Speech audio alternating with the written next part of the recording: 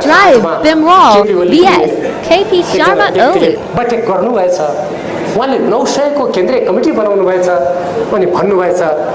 झलनाथ माधव नेपाल भीमरावल वामदेव गौतम लगायत अबदेखि यो पार्टीका पदाधिकारी छैन उहाँ कम्युनिस्ट पार्टीको नेता असामको एउटा केटो मजेल बस्या बेला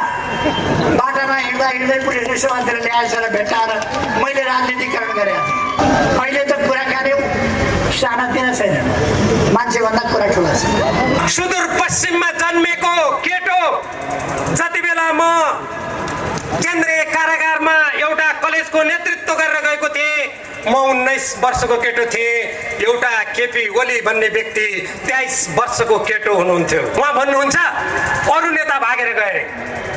झापामा जति बेला रामनाथ दाहाल गिरफ्तार गर्नुभयो केपी ओली त्यहाँबाट भागेर माधव कामरेडिया हुनुहुन्छ भागेर उहाँको डेरामा मोरङमा पुग्नुभयो अनि त्यो मोरङमा पनि बस्न सकेर भागेर बिहारमा जानुभयो बिहारमा पनि पढ्न सक्नु भएन नैनीताल गएर 3 महिनासम्म उखु गोडेर बस्नुभयो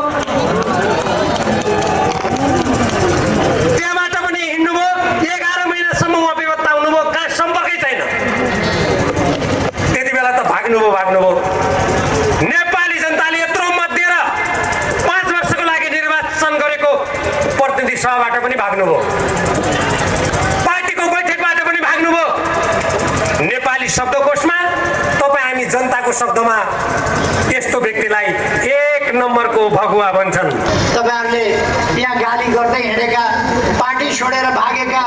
केही भगोडाहरूका कुराहरू सुन्नु भएको होला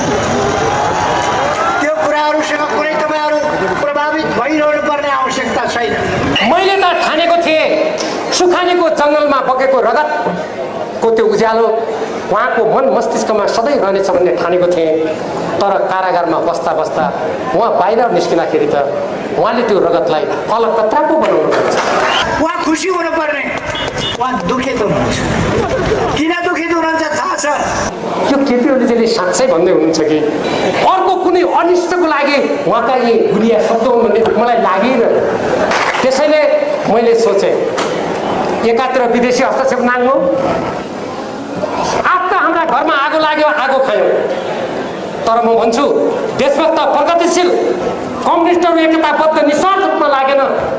नेतृत्वले पनि विगतका गल्ती कमी सोच्याएर अब साँच्चीकै यो देशप्रति समर्पित म पार्टी बनाउँछु भनेर कम्मर कसेन भने माफ गर्नुहोला मैले तपाईँहरूलाई तर्साएको होइन अब हामीलाई हाम्रा क्षेत्र खाने दिन धेरै टाढा छैन